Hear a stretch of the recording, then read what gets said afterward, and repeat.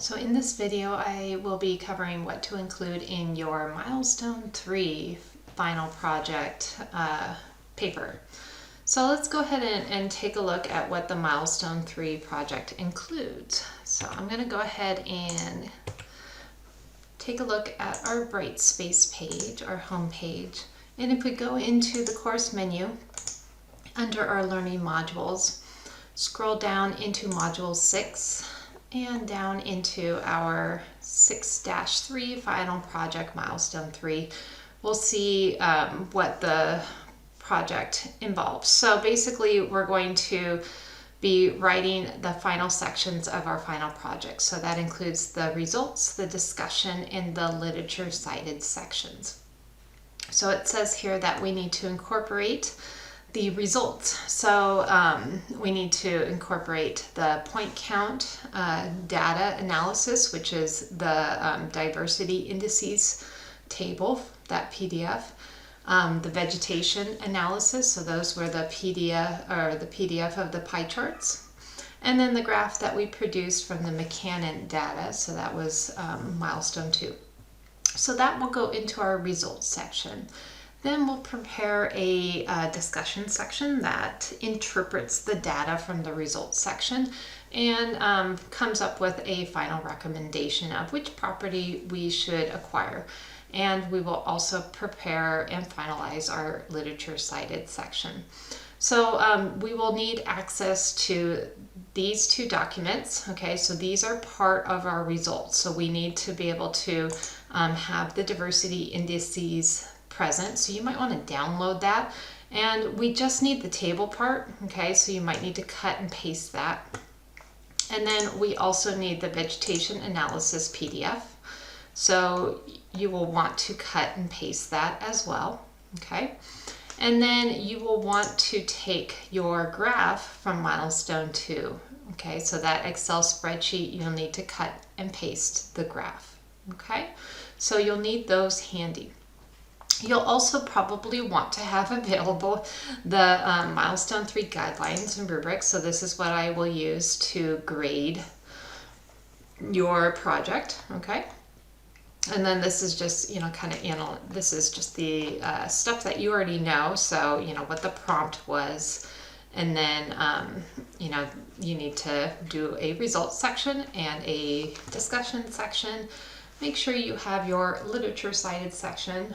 So you should have already started this, hopefully in the introduction, but definitely make sure it's available.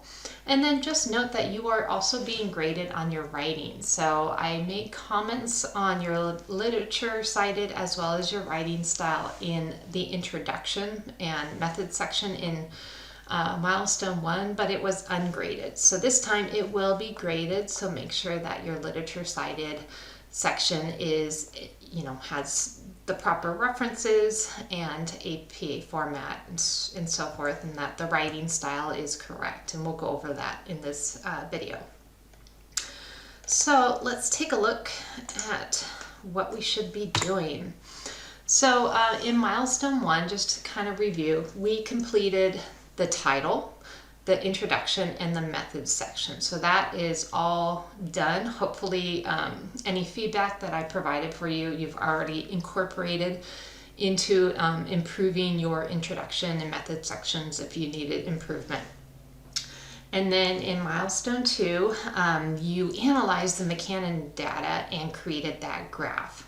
So that graph, along with the pie charts and the diversity indices tables, will be going into the results section in our milestone 3.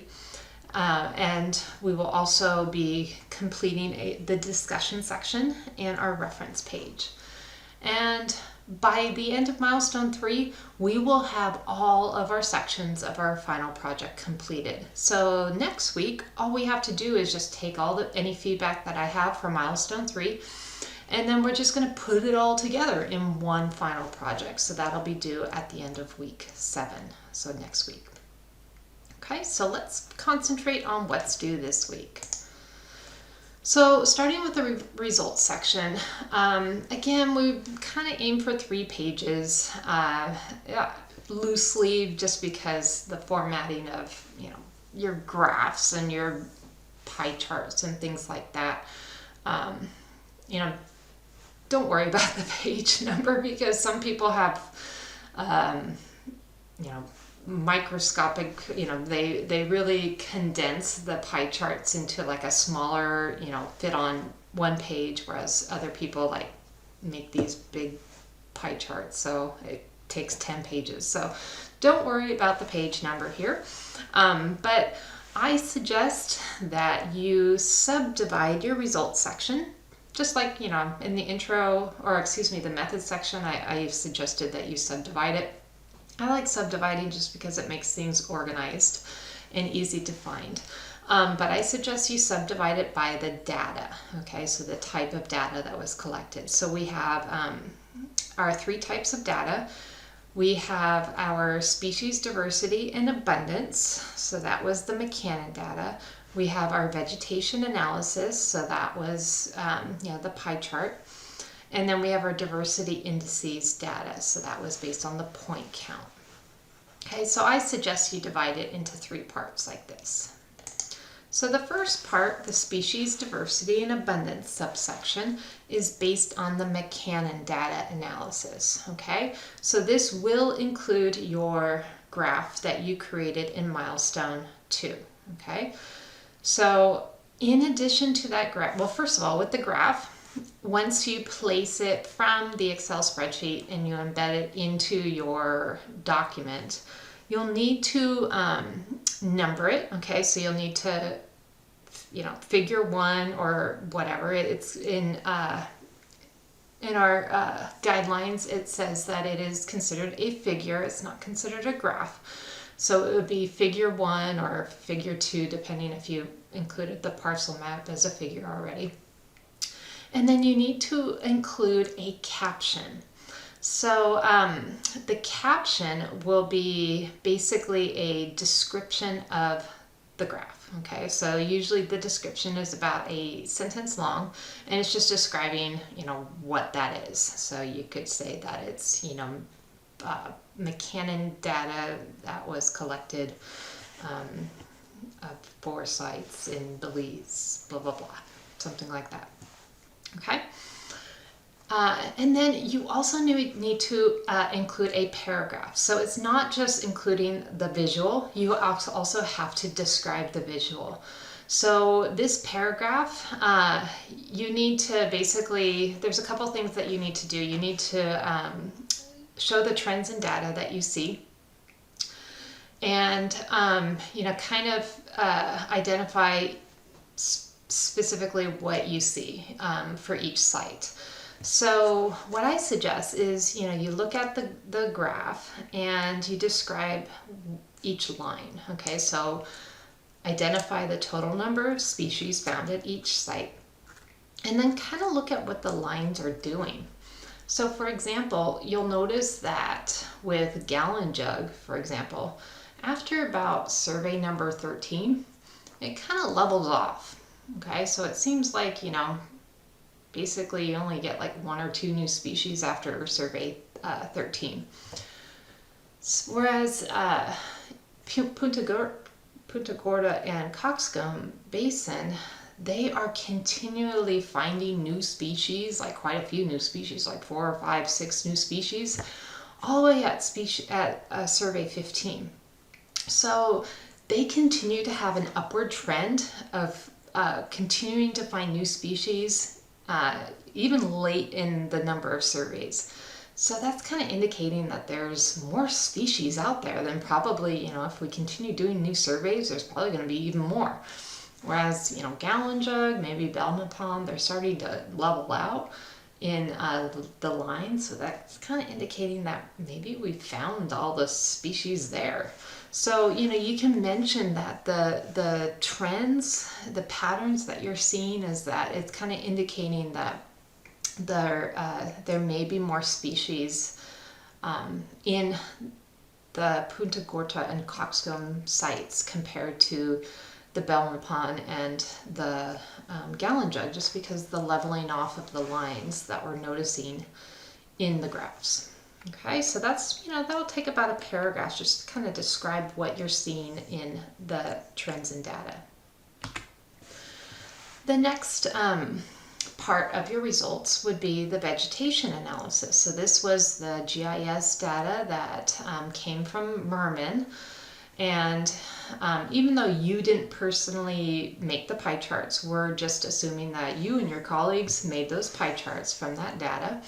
And so those pie charts will be included in your results section. Okay, so these were made by your company or your colleagues. And so you're going to include those. And then again, you need to describe them. So I suggest that you divide it by maybe, for each site. So you'll need to include both the regional and the parcel trends. So if I go back into our, oops, where did it go?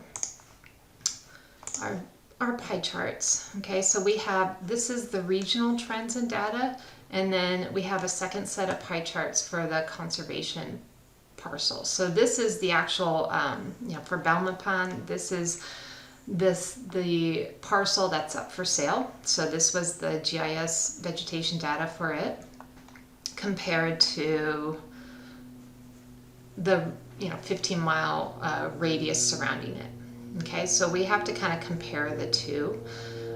So just be aware of that. And also it says here that the color coding is, don't assume that it's consistent. So you can see, for example, like this Punta Gorta, we have the blue as agriculture, but it might not be the same. Oh, it is the same here, but it might not be the same. It might not be consistent. So just be careful with the colorations. It might not always be the same. Okay. Now what you don't want to do is just list off exact percentages for everything, because that's going to be confusing and it's going to be, just data overload for the reader. So just give some brief trends and data that you see. So, for example, you can see here with Punta Gorta, the regional data, you can see that it's, about half is agriculture. And then, a significant part of it seems to be, the other half seems to be mostly this lowland broadleaf forest. And then, there's quite a bit of other, smaller portion of a diversity of others. Compared to, Galenjug, which is basically just a bunch of lowland broadleaf forests. It's mostly lowland broadleaf forests and maybe just a little bit of agriculture. And then same when we go to the conservation panel, if we look at Galenjug, look, it's pretty much all lowland broadleaf forest. Whereas Punta Gorta, it's, what is that, 88%? I can't tell, agriculture. Okay, so you don't have to give, exact percentages for each individual site, because that's really boring, but just kind of give the trends that you see. All right, so those will be included in the paper itself, those pie charts, but also a written description. Okay, so again, with the pie charts, you're going to want to number them. So this would be, figure 2 and figure 3. You'll need a caption describing what they indicate, and then the paragraphs or 2 or 3 or 4 if you want to divide it by site of the regional and the conservation parcel trends in data that you see. Okay. And then the last part of your diversity will be the diversity indices table. So this is based off of the point count method. So remember, with the point count, it was a timed survey where we counted the number of individuals for each species that was seen or heard, and that data was basically inputted into Excel and then uploaded into that past software. And then from there, it was uploaded, that past software, we were able to calculate the different indices. And those indices, we calculated 3 different types. So we have the dominance indices, also known as the Simpsons index, the Shannon index, or Shannon-Weiner index, and then the equitability J index. So these are 3 different types. So in your section, you'll want to include the table, and as well as you'll want to identify what the different indices are. Okay, so what does the dominance index measure? Okay, so what would be a something like this compared to something like that? Okay, so is it better to have a higher number? Is it better to have a lower number? So you'll need to indicate that, and then I suggest just kind of giving the high and the low. So you don't want to necessarily interpret the data here. You don't want to say that Punta Gorda has the best number, or Coxcomb Basin has the worst number, or whatever it is. You just want to say, like, what does it measure? What's considered, what does a high number mean? What does a low number mean? And then, which of the 4 sites has the highest number, and which of the 4 sites has the lowest number for each of the indices. Notice we also have taxa, so that's the number of species. And that's different from your McCannon because, it was a different method. And then the number of individuals, so that's the total number of individual birds that were counted, so that's different. So that will be another section of the results. Now, in all 3 of these subsections of your results, we're only describing the patterns or trends in data that we're seeing. We are not giving recommendations here. We are not interpreting the data. So we're not saying that, Punta Gorda is better than Gallon Jug. We're just stating that Punta Gorda is showing that, there is more species than, say, Gallon Jug, but we're not saying that Punta Gorda is going to be the recommended site, okay, or that we're excluding Gallon Jug from our recommendation. So we're just giving patterns or trends in data, okay? We're not interpreting it here, okay? So there's a difference.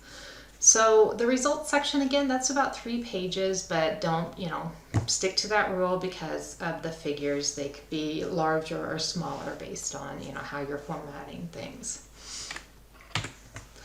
Now, in the discussion section is where we are interpreting. This is where we can say that, Gallon Jug is less diverse than the others, or, and we don't like it, we're not recommending it, or something like that, okay? So with the discussion section, we are, again, I highly suggest that you divide it into subsections, and I highly suggest that you divide it into these 4 subsections. So notice they're the 3 from the results. So the first one would be the species diversity and abundance. So the graph, and then the pie charts, vegetation analysis, and then the diversities in indices section, and then the final recommendation. Okay, because in the rubric, it basically says that I need to evaluate you on your, basically your understanding of how to utilize all the criteria and, a thorough evaluation of all of the data to come up with your final recommendation. So that's why I suggest you, are looking carefully at all of our analyses that have been done, and that base all of your final recommendation on all 3 of these data analyses. So that's why I suggest, you pick apart each analysis separately and make a final recommendation based on all 3. Okay, so let's look at them individually. So the first subsection, species diversity and analysis, so that's based on the graph. And I highly suggest that you just look at the graph and identify which site or sites have the highest diversity and why. And then based on that, which site would be in the running for recommendation based on this data alone. Okay, so if that was the only data you were basing your recommendation on, which site would you choose? Okay, so that way, you're just narrowing it down based on just that data alone. You'll do the same for the vegetation analysis. So look at the pie charts and identify which site or sites have the highest diversity and why. And then based on your analysis, which site would be in the running for recommendation based on this data alone. And you'll notice maybe it's a different site than what you chose for the graph. Okay, so that way you're kind of struggling between a couple sites here.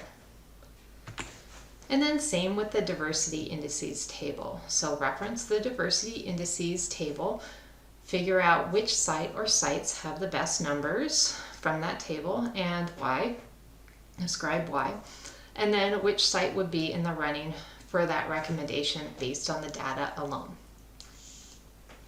Okay, so again, you might have 3 different sites. You might have 2 different sites for that you've narrowed it down to based on the 3 data sets. Okay, and then finally, your last paragraph is where you're going to make your final recommendation. So based on those 3 criteria, which site are you going to recommend overall? Okay, and why? You need to explain why. So are you going to choose the site that has, overall the best bird diversity? Or are you going to choose the site that, has pretty good bird diversity, but is better with the vegetation? So there's some, there's no right or wrong answer, but you need to explain why you decided to go with that particular site. And make sure you're only choosing one site. We only have funding to purchase 1 parcel of land. We don't have funding to choose 2. Okay, so you're going to finalize it, make 1 recommendation, and explain why. And then, fully explain why. So why did you choose that one over the others, especially if there's one that was a close second. And then in the rubric it says, for an exemplary category, you need to identify like future areas of research. So what I recommend is if you were down to a close second, what would have been some other piece of research or data collection that could have helped solidify your answer even more? Okay, so identify a future area of research that could have helped solidify your recommendation and why. So it could have been like an expansion of one of your other data collections, or maybe it could have been something completely different. Okay, maybe looking into something else that we haven't thought of. So that could have helped solidify that this site that I recommended, yep, this is the right one. Okay, so again, that'll probably take at least a page just to cover all of the 3 criteria as well as your final recommendation and future areas of research. Okay. And then in addition to your results and your discussion section, we're going to be finalizing our references. So with our reference, remember everything needs to be in APA format. So with APA format, you can always go to our library website. So if we go up into, at the top, into the Shapiro Library, there is that Citing Your Sources guide. So you can just click on that APA style, and then how to cite sources APA style, and then there's all sorts of ways. Okay, so you may want to cite the textbook. Okay, so the textbook, especially if you got like the definitions for what is the dominant index, or what is the Shannon index, you can use something like that. Okay, websites like our Odea et al. Article. Oh, that was an electronic journal, excuse me, so that would have been here. But the Merman the vegetation data, that would have been here. So you can use those to help you get an idea of how to properly cite those. Okay. So you do need a minimum of 2 sources. So 2 sources that you absolutely have to have is the O'Dea et al. Article and the Merman website. The reason being is the O'Dea et al. Article is what we based our methods section on. So this is where we got our understanding of the McCannon method and the point count method. So we based how we collected those 2 data sets from that article. The Merman data is where we got, that website is where we got our vegetation GIS data from, so we have to cite that site as well. Some of you may be using your textbook to look up information about, for example, the definitions of the diversity indices, or just, whatever ecology stuff that you might, need to look for, or any other sources that you used. So minimum of 2 sources. I think if you want exemplary, you need to have at least 3 sources. Okay. And this is not just sources that you included in your reference and discussion section. This is all of your reference for your entire paper. So including anything you used in your introduction and method section. Okay. You're also going to be graded on your writing style. So this is how things are organized. So do make sure you have your section headings. So in your Milestone 1, there were a few of you that did not include section headings. So I had a hard time figuring out where your introduction ended and your methods section began. So make sure you don't make that same mistake. So make sure you have section headings that separate your section. So you have a results heading, and then you have a discussion heading. If you use subheadings like I suggested, those subheadings need to be of a different, either like lowercase or underlined. Usually I like the section headings to be fully capitalized and centered, and then the subheadings to be lowercase and underlined or bold. Everything needs to be paragraph formatted. So in the Milestone 1, there were a couple people that used bullet points, so absolutely not. You can't use that in your final project. So you have to, everything needs to be paragraph formatted. Make sure your paragraphs are indented. Some people forget to indent the first sentence, okay? So that's something you just gotta remember to do. And then your figures and your tables have to have figure legends or captions. So a graph or the pie charts, they are considered figures, and those figure legends will go underneath. The table would be the diversity indices table, so that would go above the table. Okay. Also, don't forget to include in-text citations where appropriate. So those in-text citations will be APA formatted, so they go at the end of the sentence before the punctuation mark, and they just include the author, comma, year. Okay. And then finally, make sure you reread your paper. It's always a good idea to read it out loud to catch those grammatical errors and those spelling errors. Okay, so it's the writing section or just writing in general, the organization, all that is worth 10% of your grade. So it might not seem like a lot, but it's always good to get, those are easy points. So don't lose those easy points. Okay. Last thoughts. So some students, they don't like embedding figures in their actual paper. They like to include an appendix at the end. It's up to you how you want to do it. I don't have a preference, okay? So either way is fine with me. Usually most students just include the figures within their paper, but some students prefer appendices at the end. As long as you include the figures, I don't care where you include them, as long as you include them, okay? If you are including an appendix, you still have to have the legends. The rubric, do grade your paper against the rubric before you submit so that you don't forget anything. Remember in Milestone 1, you had to include a title and it was right there in the rubric, and a lot of you forgot your title. If you have any final questions, do make sure that you email me so that we get those answered before the deadline, or you can feel free to put them in the general questions discussion board if it's more of a something that everybody can benefit from. All right, everyone, good luck.